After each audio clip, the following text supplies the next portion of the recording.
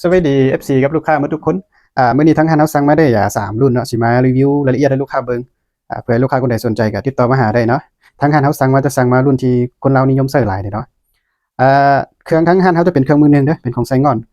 สิมารีวิวบอกทีนี้เนาะแจ้งราคารายละเอียดให้เด้อลูกค้าคนใดเงื่อนไขเพียงพอก็ติดต่อมาหาเลยเนาะเครื่องก็นำเข้ามาบ่ได้หลายบอกทีนี้จะเป็นฟักตอเนาะฟักตอตัวนี้งานของไซงอนเนาะส่วนหญิงตัวนี้ไทยนี่จะเป็นไทยยางตัวนี้นะตัวนี้จะเป็นยางนะแล้วก็เบาเอกแล้วก็งามเนาะอันนี้นะไทยนี่นะวันนี้จะเป็นฮูเลยเนาะวันนี้เขามักใส่เป้เลยอันนี้เนี่ยตัวไทยนี่โบสามารถดึงเข้าดึงออกได้เด้อแต่เอาพักได้เนาะเอาปิดบนนี้พักได้ตัวนี้ส่วนยิงจะเป็นปี2026เลยเนาะเขาผลิตปี2026เดือน5ตัวนี้งามแบบนี้เลยนะกล้องนี้จะเป็นกล้อง BSA กล้อง USA เด้อBSA เนาะ TMD-10C คนได้44/30เด้อตัวนี้จะเป็นตัวมีหมายจำทางกลางเนาะที่คนเรานิยมใช้หลายนี่นะตัวนี้งามหลายทางจะเป็นทางคาร์บอน 0.5 เด้อก็จะเป็นวาลกริกกัสราวตัวนี้เขาจะใส่ราวปอลิกอนเด้อ12เกี่ยวยาว50 ซนเนาะถ้าประกัน6 เดือนเนาะยิ่งบันทึกเอาเปลี่ยนใหม่ให้ตัวนี้ให้เบิ่งไทยนำเลยเนาะจุดแดงๆอยู่ข้างกลางนี่จะเป็นตัว Hawking and SOAS ตัวยูไนต์นี่เด้อตัวแกนเบาเนาะเขาเบาเนาะแกนเบาให้ลูกค้าฮู้เนาะถ้าเวลาเขาอยากยิงแฮงกับหันออกนี่นะหมายออกถ้าเวลาเขาอยากยิงมันธรรมดามันคอยประหยัดลมแล้วก็หันเข้านะนี่งามแบบนี้เลยเนาะบอกนี้ราคาอยู่ที่12 ล้านเด้อลูกค้าคนใดสนใจก็ติดต่อมาหาได้เนาะตัวนี้งามแบบนี้เลยต่อไปเป็นบอกทกเอเนาะทกเอนี่ทำมารีวิวคือว่า2-3 คลิปเลยเนาะตัวนี้ก็เป็นปี2026นะนี่นะก็งามหลายนะนี่นะรุ่นสุดยิงทกเอกับฟักตอนะลูกค้าหลายคนบางคนก็มักฟักตอบางคนก็มักทกเอเนาะเดี๋ยวจุดตังเนาะจุดตังนี่ตังเดี๋ยวไลน์มันซื้อเดี๋ยวเนาะให้ลูกค้าเบิ่งเนาะจำได้เบิ่งเนาะตังเดี๋ยวไลน์มันซื้อ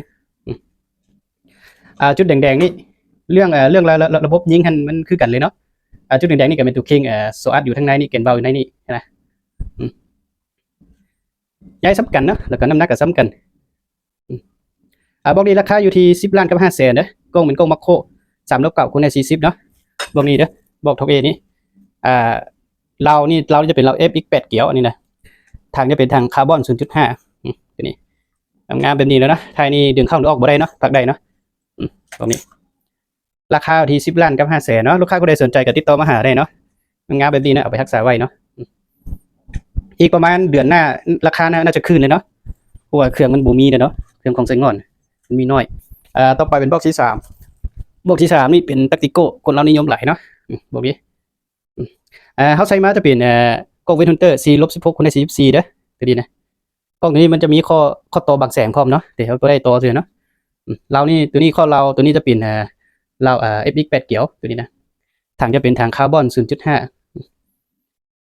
สุดยิงจะเป็นของไซงอนเด้องามแบบนี้เลยไทยนี่พักได้เนาะ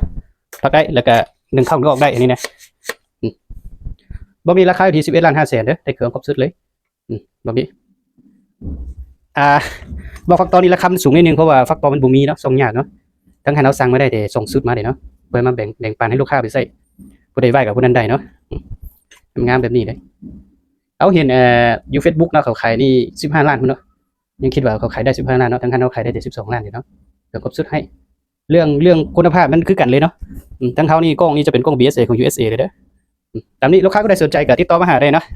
เครื่องเขายังมีพร้อมส่งอยู่ว่า K2 MC ก็ยังมีอยู่